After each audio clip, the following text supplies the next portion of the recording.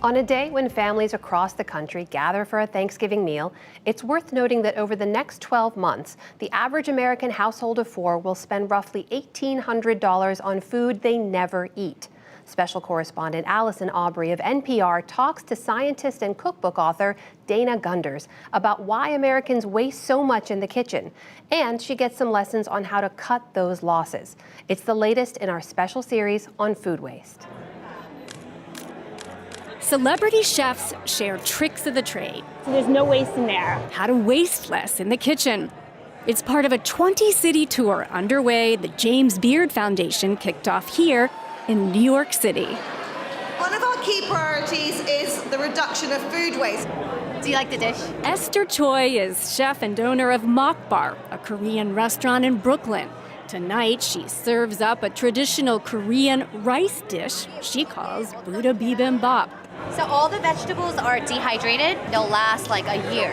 So it's a great way to not waste like extra vegetables. And what's the easiest way to do that? If you just turn on your oven at like 150 to 200 degrees and leave the vegetables overnight, then they'll dry up. Teaching people how to do this at home is the goal. So what I have here are some herbs that would normally be wasted. The foundation has launched a social media blitz with chefs online and Instagram cooking up waste-free recipes. And the Beard Foundation is not alone in its efforts. We waste 50% more food today than we did in the 1970s. Dana Gunders, who authored a report in 2012 quantifying just how much food goes to waste, says there's a reason why consumers need to be part of the conversation. We in our homes actually make up the biggest source of all the food that is going to waste. 43% of the food that Americans waste each year comes from what we toss at home. That's double the 18% that restaurants waste and the 16% that grocery stores throw out. All told, America's food waste bill adds up to $218 billion. According to the USDA, this would be akin to filling the Willis Tower in Chicago about 44 times.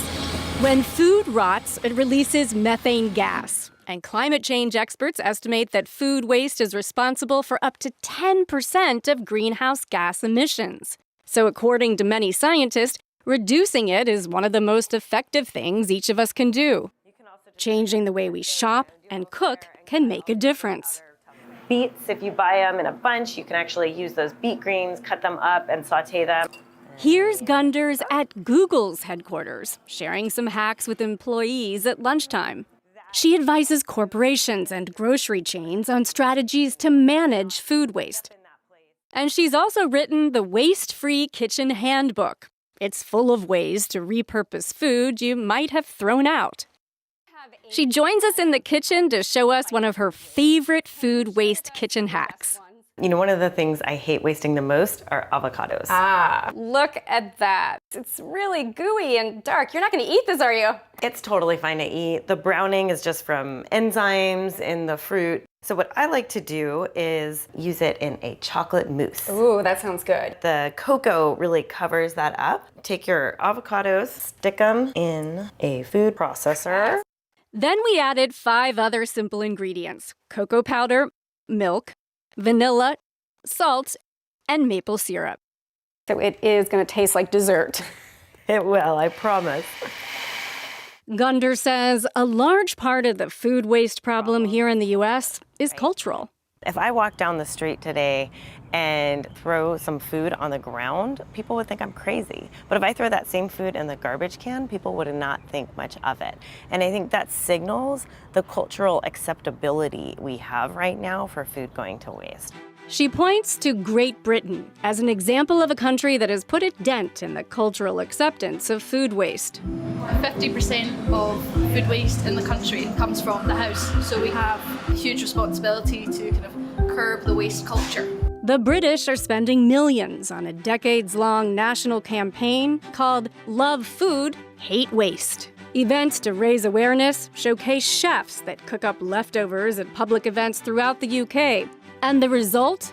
Consumer food waste fell by 18% in Great Britain between 2007 and 2015. It's created a culture where the cool thing to do, the right thing to do, the expected thing to do for businesses is to reduce their own waste and help their consumers reduce waste as well.